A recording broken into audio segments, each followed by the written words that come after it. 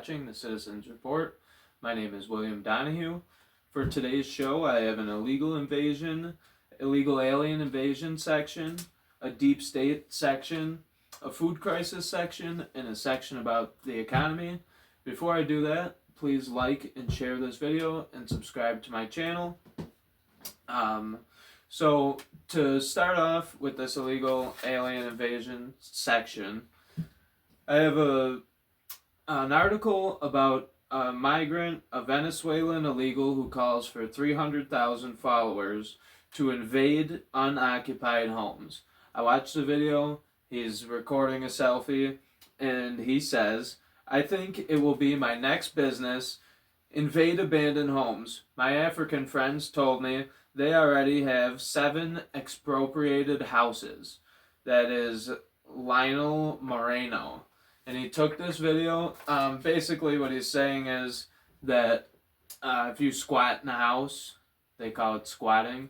If you squat in a house, you can eventually gain ownership of it somehow.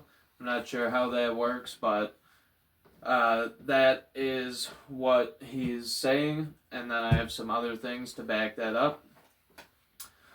There's a protest going on.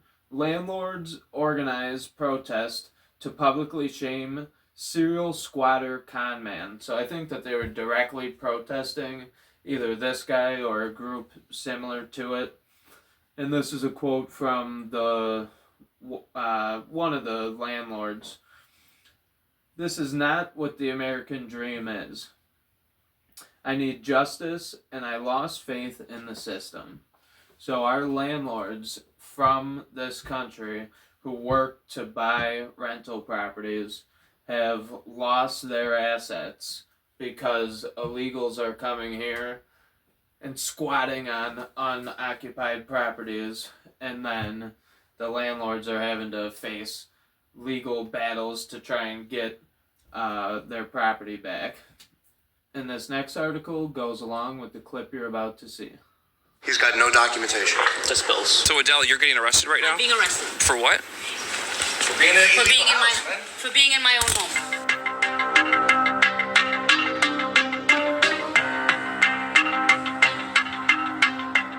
So what you just saw was a homeowner from New York State. She was taken away in handcuffs, and she basically tried to change the locks on the house because of the people that were living there.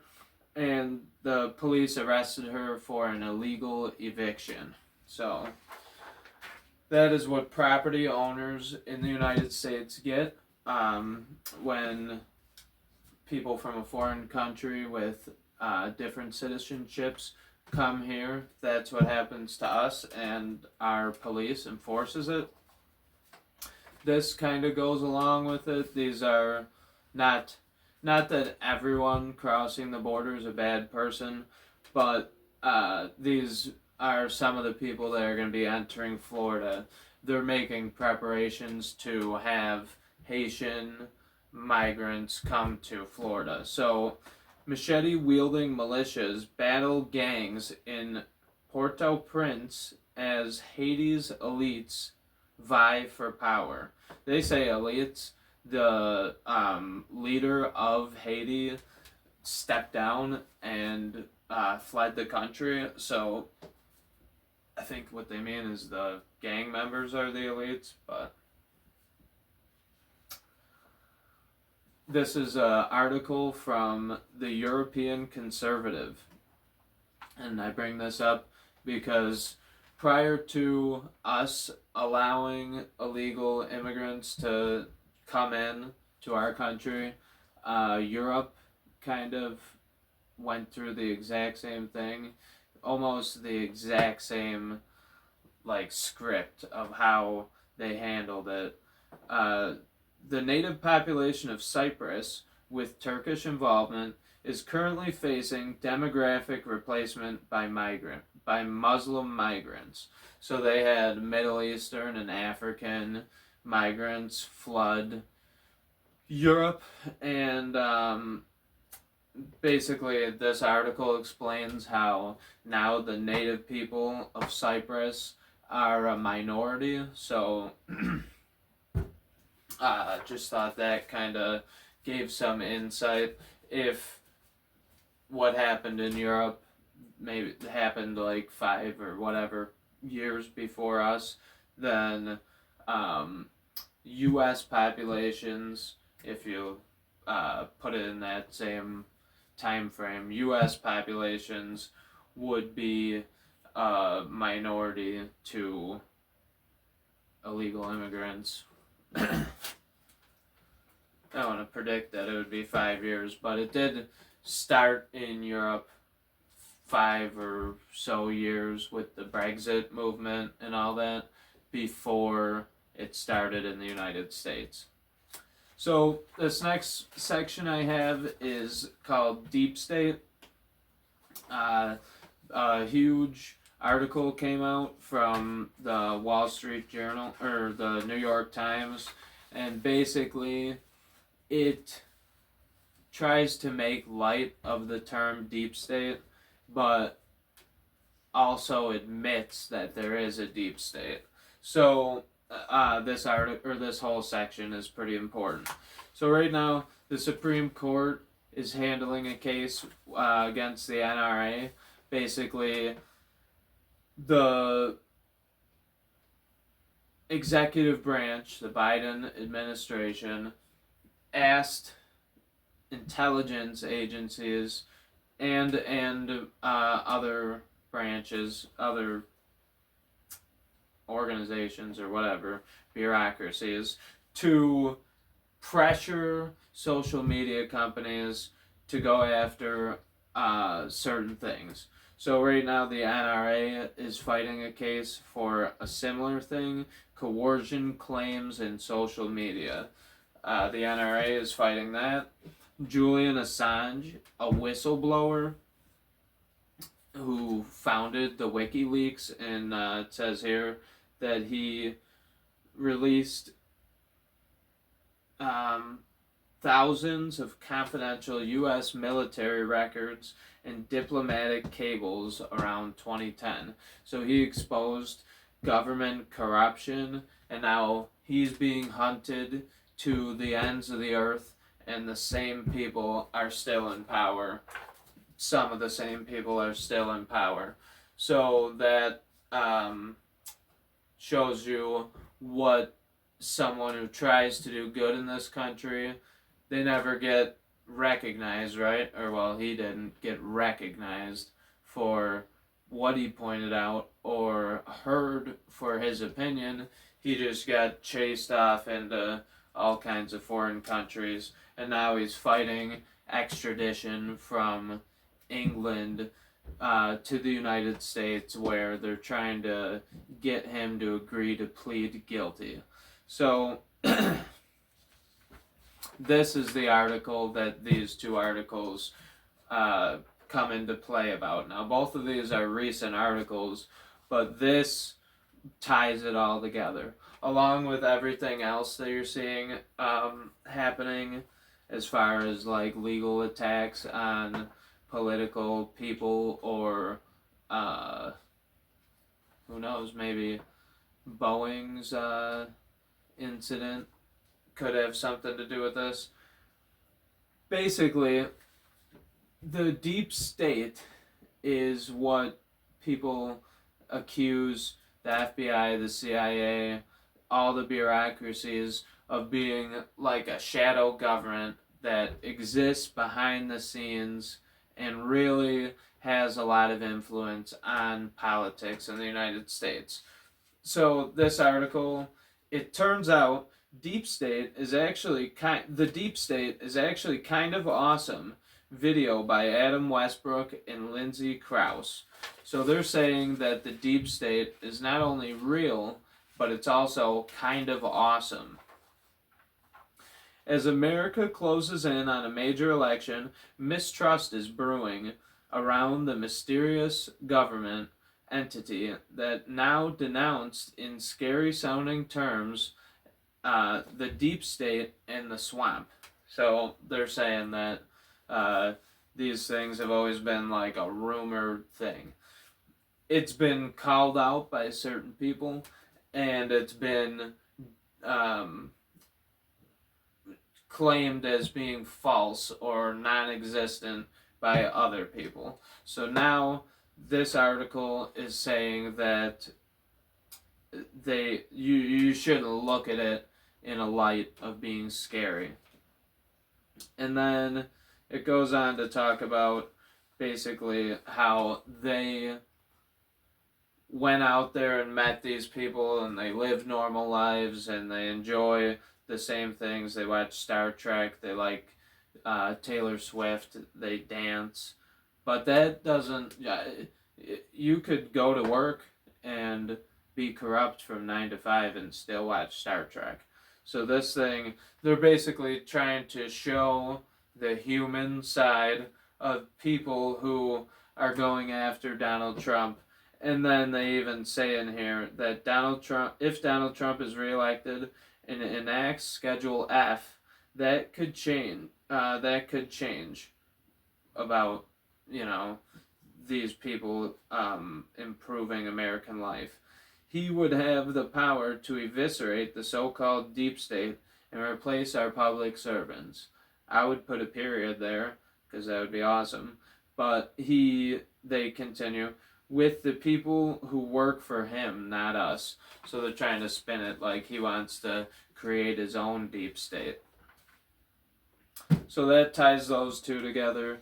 And then this article I just saw was funny because I was talking about the CIA.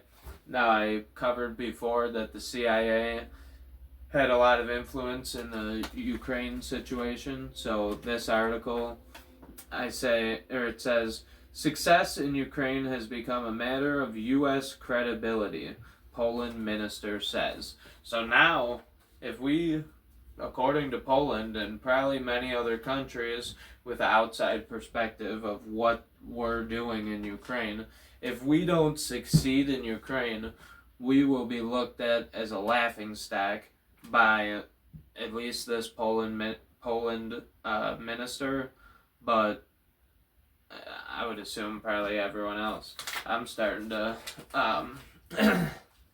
have certain feelings about that Ukraine situation, or well, not starting to, but I have certain feelings about that.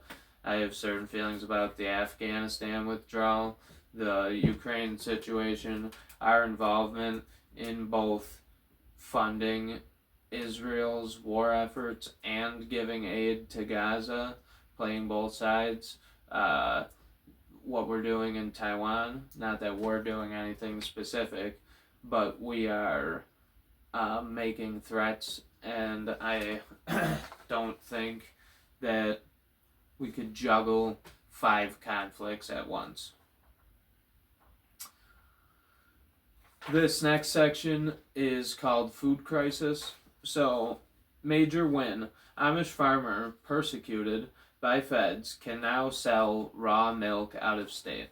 I just want to make it the point that raw milk is from the cow into the thing, or into the bucket and into a cup and then into your breakfast cereal or whatever you want to do. Raw milk is the way that milk is naturally. So you can't sell raw milk to somebody. I understand there's FDA standards and, you know, whatever. But this is natural. This is natural the way that it's supposed to be from people who have generationally farmed natural. So this is probably a good thing that you'd be able to sell it. Now, legally, the FDA probably can't label this, or you can't say FDA approved on it, so therefore it's considered unhealthy. But natural things, to me, in my opinion, are the way they're supposed to be, not pumped full of chemicals and hormones and everything else. I would say that I'd rather do things natural because of this. From anxiety to cancer, the evidence against ultra-processed foods piles up. So they go through and explain that there's things that aren't in your home, like high fructose corn syrup, artificial flavor, color enhancers, anti-caking agents, emulsifiers in processed foods that cause a bunch of different disorders and diseases and just affect your entire body. And then also this. So the first article was the Amish farmer, the FDA going after him for selling natural milk. Here is the dirty dozen. 12 fruits and vegetables with the most pesticides. Strawberries, spinach, kale, grapes, peaches, pears, nectarines, apples, bell peppers, cherries, blueberries, and green beans. Those are the dirty dozen. So those chemicals, along with all the other food chemicals, the preservatives, and along with, like I read last week, microplastics, anything like that, whatever's in the packaging, we eat all that. And that's fine. That can go to the customer and you can eat it, but you can't have raw milk from a cow. That doesn't make sense to me. That's just the natural order of things. Now, this article has nothing to do with the food crisis or what's going on with our food. This is about the UN says famine is imminent in northern Gaza as Israel launches another raid on the main hospital. So, the UN is saying that there's definitely going to be a food crisis in Gaza. It'll probably starve a lot of people. They're already experiencing catastrophic hunger. But I saw this article and said, why are you attacking a hospital? They say that it's housing a militia base, but I thought that the Geneva Convention prohibited people from attacking hospitals. So I'm not sure why they're attacking hospitals, churches, and refugee centers, and why the U.S. continues to fund this when we know that it's going to cause starvation in Gaza and nobody's stepping in. But our leadership is not that truthful and not that smart, to put it politely, and you'll see why in a second. So here's a clip, and I'll be back in a second. I've been delivering real results in fiscally responsible ways. We've already cut the federal deficit. Over $1 trillion. So what he just said there was a complete lie. This section, my economy section, I wanted to bring that up because that was the State of the Union address. That was less than a month ago. So I have some confusing things to bring up about our economy that don't quite align with what he was saying is the State of the Union.